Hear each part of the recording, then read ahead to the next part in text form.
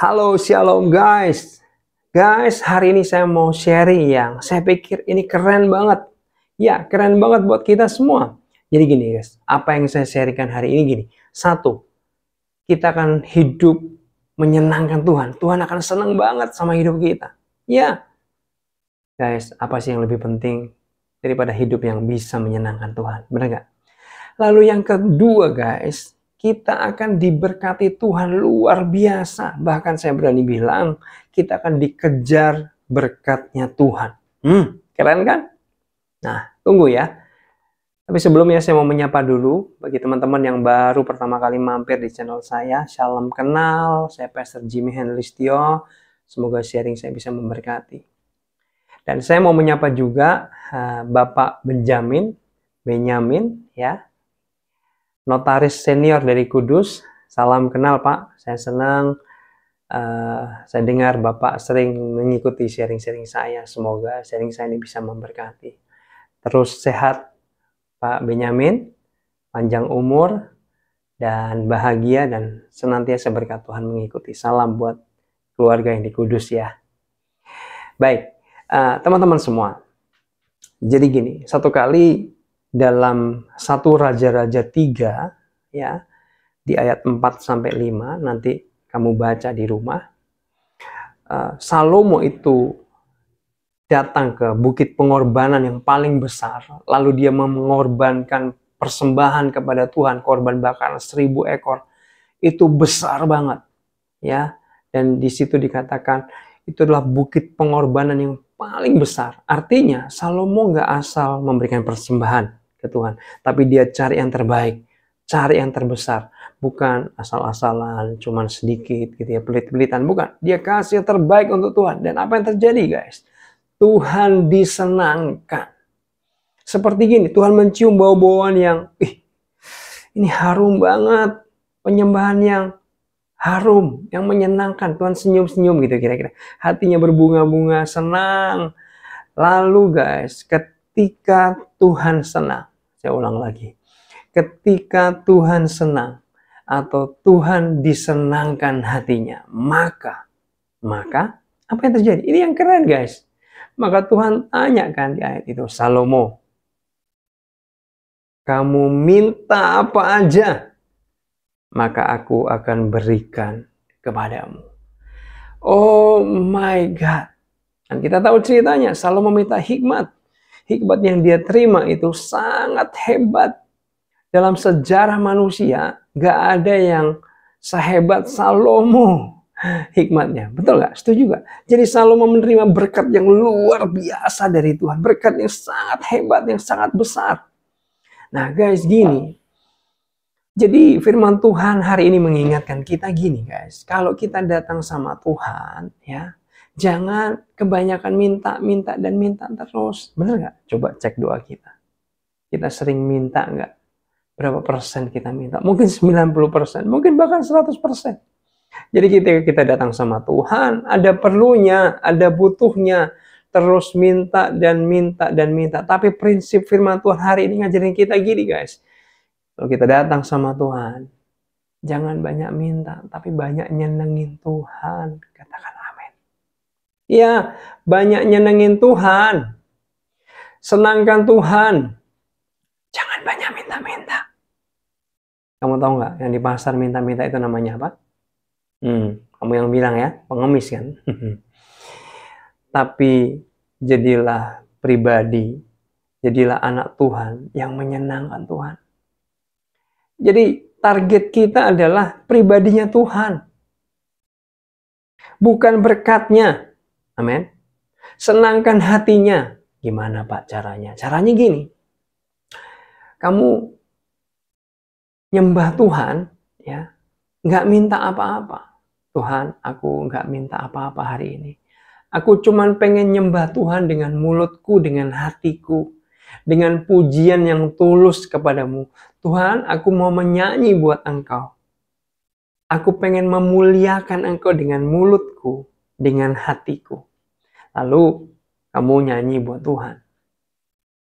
Ya, nyanyi yang terbaik sungguh-sungguh. Dan pilihlah pujian-pujian itu yang murni penyembahan, memuliakan, mengagungkan Tuhan. Jangan milih lagu penyembahan atau lagu rohani yang memberkati kita. Ya, boleh nggak lagu memberkati kita? Boleh, tapi konteks ini bukan itu. Contoh yang memberkati kita lagunya gini. Kiranya Engkau memberkati aku berlimpah-limpah. Bukan itu. Tapi pilih lagu yang memuliakan Tuhan, menyembah Tuhan murni. Penyembahan murni. Saya kok nggak ingat lagunya apa kira-kira. Banyak lah ya. Kamu bisa pilih. Guys, beda loh. Beda banget. Kalau kamu nyembah dengan pujian, lagu, lirik yang murni ke Tuhan. Itu hadirat Tuhan itu dekat banget. Kental banget. Ya, karena di situ nggak ada suasana egois gitu ya. Tapi murni penyembahan tulus kita kepada Tuhan. Nah guys, yuk senangkan Tuhan dengan mulut kita, dengan hati kita, dengan sikap dan tingkah laku kita. Kejar itu guys, biar itu menjadi fokus hidupmu yang terutama dalam hidup yang kamu sungguh-sungguh kejar. Amin. Nanti guys, ketika kamu berhasil menyentuh hati Tuhan, menyenangkan hatinya dengan tulus, maka Tuhan akan memberkati kita. Berkatnya akan dicurahkan kayak Salomo tadi. Ketika Tuhan mencium bau-bauan yang menyenangkan hatinya, menyenangkan mungkin hidungnya. Ya Tuhan roh, tapi kan dia punya telapak kaki, katakan ya. Dia punya tangan, dia bisa mencium bau-bauan. Waduh, enak banget nih baunya. Lalu Tuhan ngomong, Salomo, Mo, kamu minta apa? Aku akan kasihmu apapun yang kamu minta. Amin, saudara. Jadi kita ini bisa dikejar berkat-berkatnya Tuhan kalau kita menyenangkan Tuhan. Saudara mau dikejar berkat? Amin, mau ya? Tapi jangan ngejar berkatnya, tapi kejar Tuhannya. Katakan amin. Kejar Tuhannya, maka berkat akan mengejar kamu. Yes. Ingat nggak firman Tuhan ngomong gini, carilah dahulu kerajaan Allah serta kebenarannya, maka semuanya akan ditambahkan kepadamu. Guys, berkat dan berkat itu adalah tambahannya, bukan yang terutama. Amin. Jangan sampai gini guys, kita datang sama Tuhan hanya kalau ada perlunya, ada butuhnya, ada maunya. Ya, ada udang di balik batu dong. Bener nggak? Nggak tulus dong. Cuman rasanya seperti memanfaatkan Tuhan aja. Guys, kamu tahu nggak? Tuhan kita ini pribadi. Yang artinya punya perasaan. Betul? Dia bisa senang, dia bisa sedih. Ketika kita datang sama Tuhan hanya memanfaatkan Tuhan, ini kita ini seperti, maaf kata ya guys, cewek matre.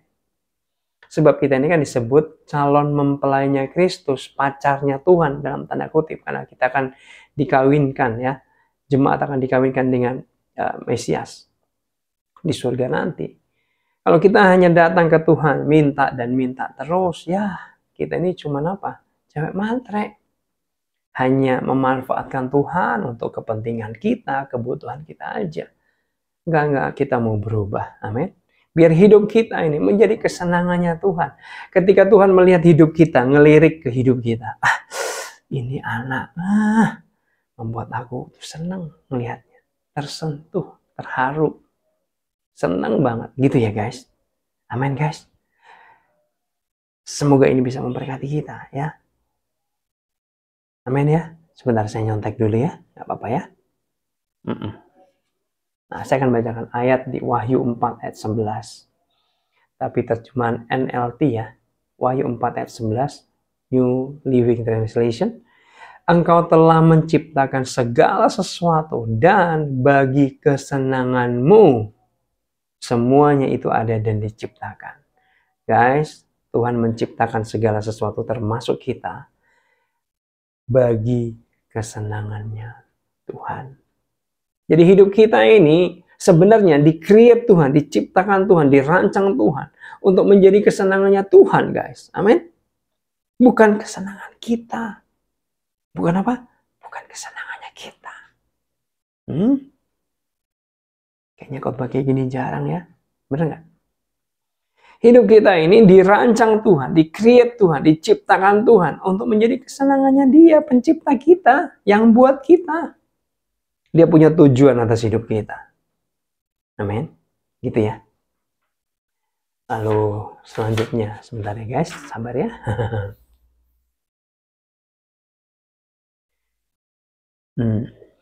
Kamu tahu Daud? Tahu lah ya. Daud itu disebut orang yang berkenan di hatiku. Berkenan itu apa sih guys? Kalau saya selidiki, saya renungin lagi. Berkenan itu menyenangkan Tuhan. Hidup Daud itu sangat menyenangkan Tuhan guys. Kenapa buktinya? Kamu tahu? Ketika Daud sudah mati beberapa waktu lamanya, Tuhan itu loh masih gak bisa move on sama pribadi Daud. Ketika ada muncul satu orang, oh bagus nih. Lalu Tuhan ngomong gini, tidak seperti hambaku Daud. Muncul orang bagus lain lagi. Tuhan ngomong lagi, oh ini bagus sih, tapi tidak seperti hambaku Daud. Tuhan selalu compare, Tuhan selalu bandingkan dengan Daud, orang yang spesial di hatinya. Bagus sih, tapi nggak seperti hambaku Daud. Guys, saya pelajari, ada 17 kali Tuhan selalu mengingat-ingat Daud ketika Daud sudah mati, sudah wafat beberapa waktu lamanya.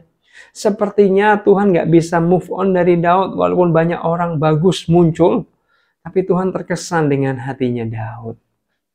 Dengan hidupnya Daud. Apa sih yang Daud lakukan sehingga Tuhan tersentuh? Yang pertama, ini contoh aja ya. Daud itu adalah seorang raja waktu itu.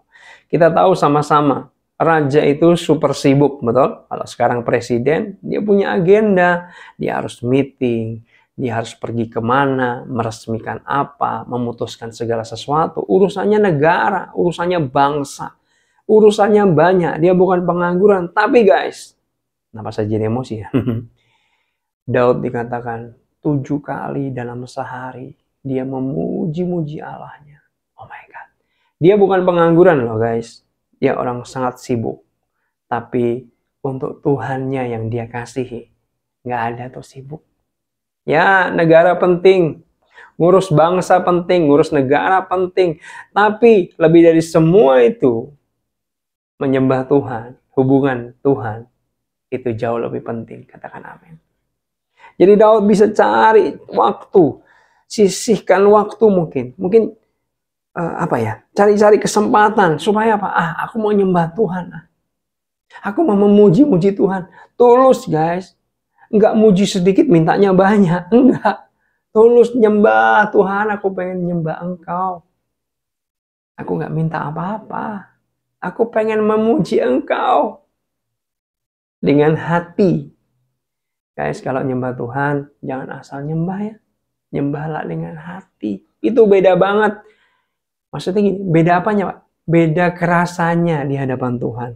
Kalau kamu nyembah dengan hati yang sungguh, Tuhan itu mencium bau yang harum.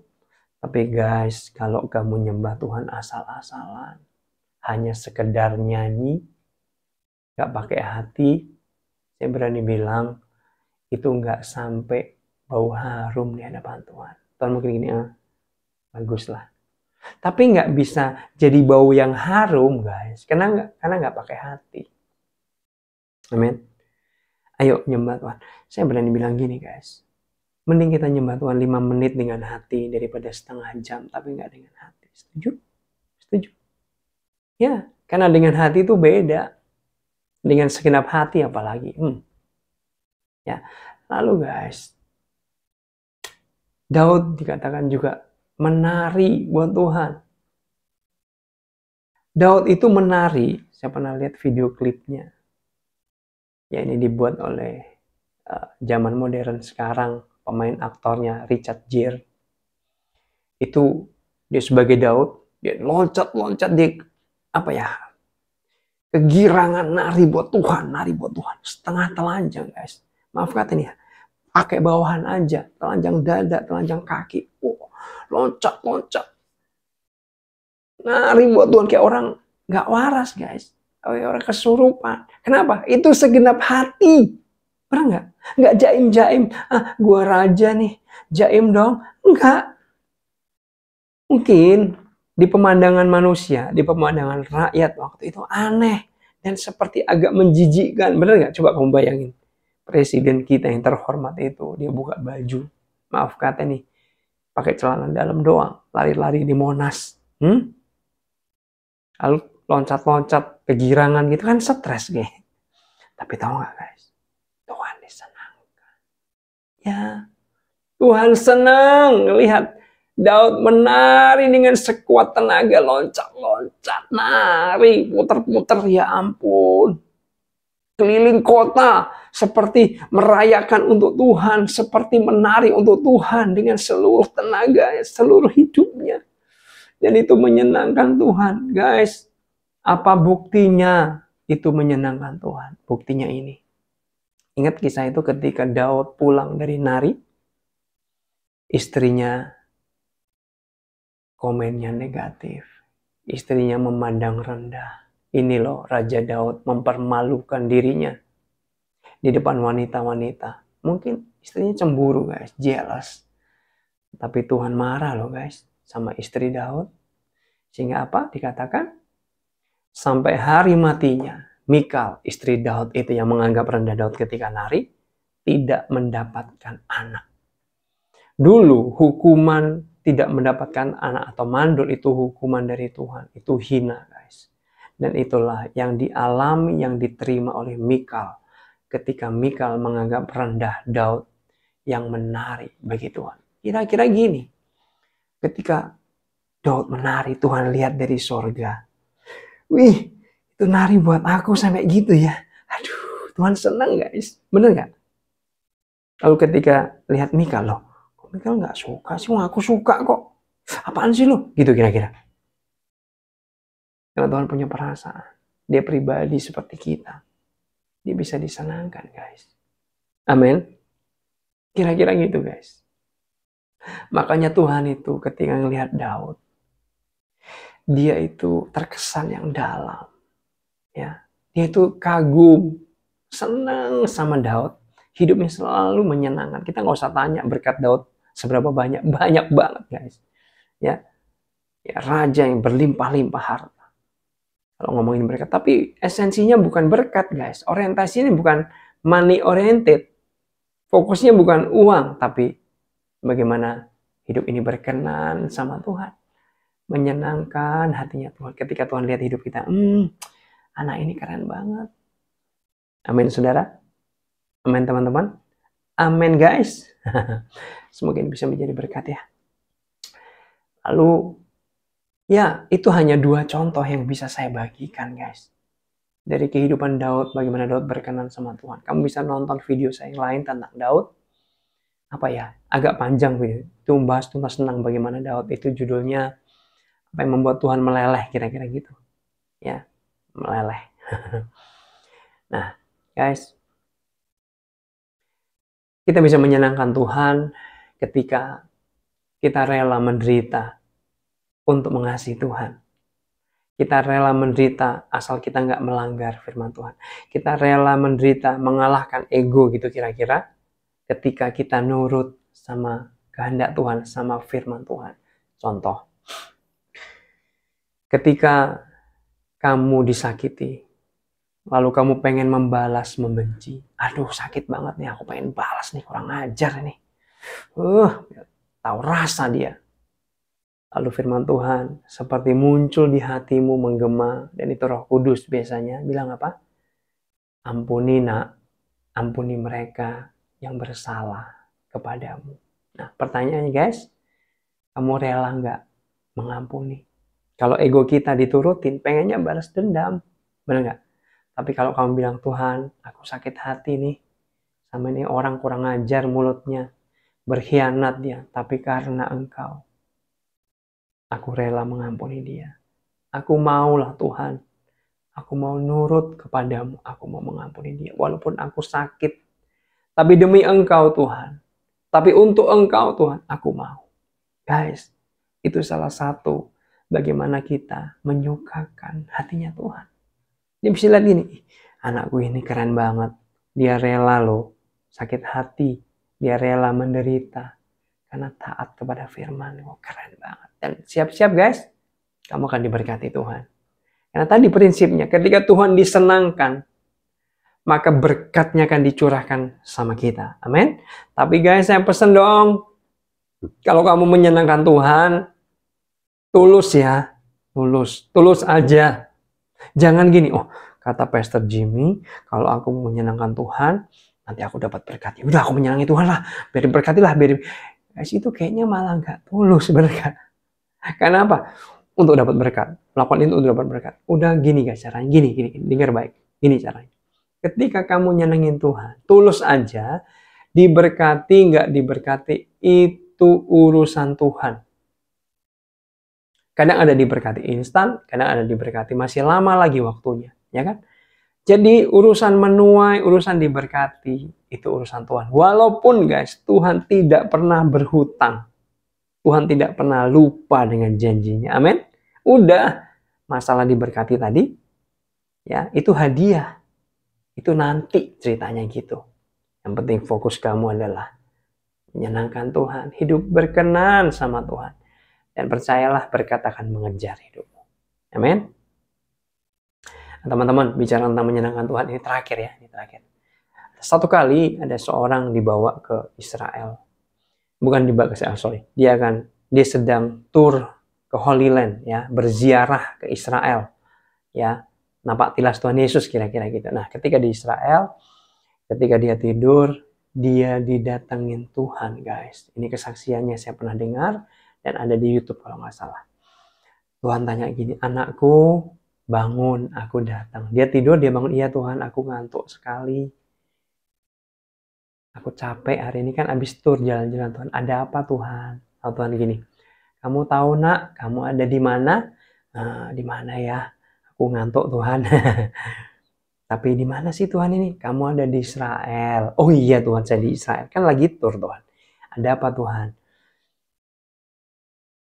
Di tempat ini, dulu aku pernah tanya kepada Salomo. Salomo, kamu minta apa aja, maka aku akan berikan kepadamu.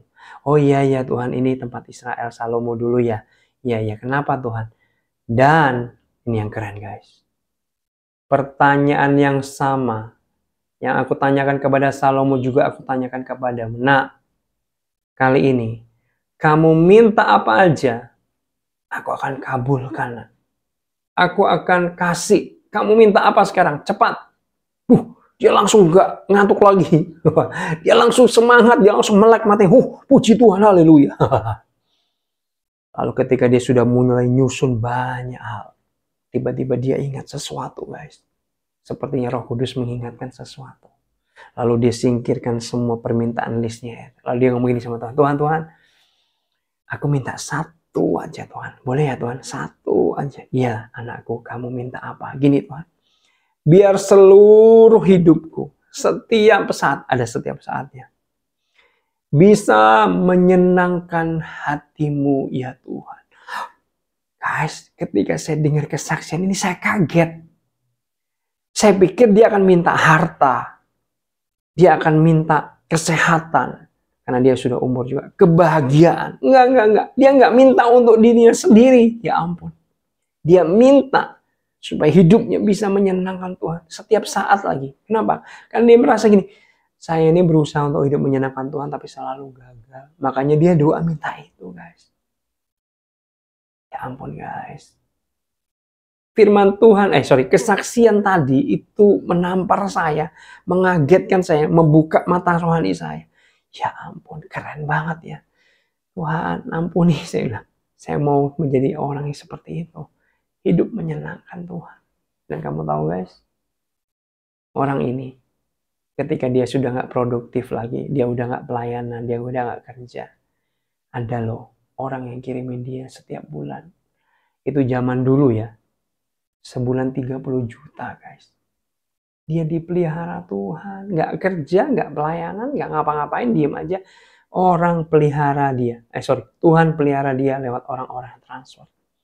Ketika mobilnya kecelakaan, mobilnya rusak parah, dia belum balik dari rumah sakit, di rumah sudah dikirim mobil yang baru, yang tipenya lebih bagus daripada Mercedes-Benz. Prinsip gimana tadi? Ketika Tuhan disenangkan, maka berkat-berkatnya akan dicurahkan. Berkat-berkatnya Tuhan itu akan ngejar kita, guys. Oke, fokus kita sekarang ubah yuk. Cari Tuhan, senangkan Tuhan. Ya, tujuan hidup kita menyenangkan Tuhan. Upayakan itu dengan tulus aja, menyukakan hati Tuhan, menyenangkan Tuhan. Bagaimana keputusan kita, doa-doa kita, saat-saat teduh kita jangan diisi untuk minta-minta, ngemis-ngemis ke Tuhan, minta ini, minta terus. Ketika Tuhan mau balas, mau ngomong sesuatu, amin, pergi. Padahal Tuhan pengen ngomong mungkin sesuatu. Kasih ruang buat Tuhan. Diam sejenak dengan Tuhan, kau mau ngomong apa. Jangan banyak minta, guys. Kalau boleh jujur ya, saya hari-hari ini sudah jarang banget minta. Benar. Ya paling 5%, 10% dalam hidupku. Tuhan, kalau aku merasa nih Tuhan, aku butuh ini. Menurut Engkau gimana? Kalau menurut pemandanganmu nggak baik, jangan kasih. Amin. Udah gitu aja. Tapi saya juga berusaha, guys, untuk mengejar apa yang menyenangkan Tuhan. Hidup berkenan di hadapan Tuhan. Guys, nggak gampang, betul? Kita harus menyalipkan ego, mengalahkan keinginan nafsu kita, ya, untuk hidup taat menyenangkan Tuhan, ya, setia sama Tuhan. Tapi percayalah, Roh Kudus di dalam kita yang disebut penolong bagi kita akan menolong kita untuk hidup berkenan, bahkan menyenangkan Tuhan. Katakan amin. Ya, senangkan Dia, maka berkat akan dicurahkan kepada kita. Amin. Amin. Saya mau ngomong apa tadi kok lupa, ada satu yang bagus. Ya. Kejar apa yang menjadi kesenangannya Tuhan. Ya. Senangin Tuhan, senangin Tuhan, senangin Tuhan. Yes. Oke, guys, sharing saya sudah selesai kira-kira gitu. Dan saya senang banget beberapa video terakhir ada banyak yang nulis di kolom komentar. Kak Jim, saya dari Manado, saya dari Bali, saya dari Bekasi. Aduh, senang banget saya. Lalu boleh nggak tulis lagi biar ada deket lah saya sama kamu. Kak Jim, Pastor Jim, saya dari Malang mungkin. Saya namanya ini dari Malang, salam kenal. Saya senang banget. Ya, kapan ya suatu hari bisa ketemu kamu? Ketemu kalian di kota kamu lah. Nanti Tuhan kalau punya rencana ya. Dan sebelum saya akhiri, saya mau berdoa buat kamu ya. Oke, kita berdoa. Bapa, dalam nama Yesus, hamba berdoa buat teman-teman yang menonton video ini. Juga ada mungkin Bapak Benyamin, notaris senior dari Kudus. Tuhan, kiranya firman ini boleh memberkati mereka. Mereka hari ini biar fokus hidupnya berubah. Mereka boleh memiliki fokus hidup berkenan sama Tuhan, menyenangkan hati Tuhan. Biar itu yang mereka kejar, mereka upayakan sungguh. Supaya hidup mereka berkenan, bahkan menyenangkan Tuhan. Dan ketika Engkau disenangkan, Tuhan akan percaya. Berkat-Mu akan dicurahkan bagi kami. Setiap kebutuhan kami akan dicukupkan oleh Tuhan. Engkau akan memelihara kami, bukan hanya kebutuhan, tapi hal-hal yang lain Engkau akan tambahkan ya Tuhan. Sebab firman berkata, ketika kita mencari dahulu kerajaan Allah serta kebenarannya, maka semuanya akan ditambahkan kepada kami. Oh, terima kasih Tuhan, terima kasih. Biar kekristenan kami ini di jalur yang benar. Kami mencari Engkau, bukan mencari berkat-Nya. Kami mencari pribadi-Mu lebih dari mencari berkat-Nya ya Tuhan. Ampuni kami, mungkin kami selama ini salah, gak tepat. Tapi biar hari ini kami mau berubah oleh firman-Mu. Amin. Terima kasih Tuhan. Terima kasih dalam nama Yesus. Haleluya. Amin. Guys, saya ingat. Jadi apa ya? Kok lupa lagi? Sorry guys. Ya. Pokoknya itu ya guys. Senangkan Tuhan, senangkan Tuhan, senangkan Tuhan. Intinya itu. Oke, bagikan video ini ke teman-teman kamu, saudara kamu yang kamu rasa kamu perlu membagikannya supaya mereka juga diberkati. Katakan amin. Oke, bye. See you. God bless you.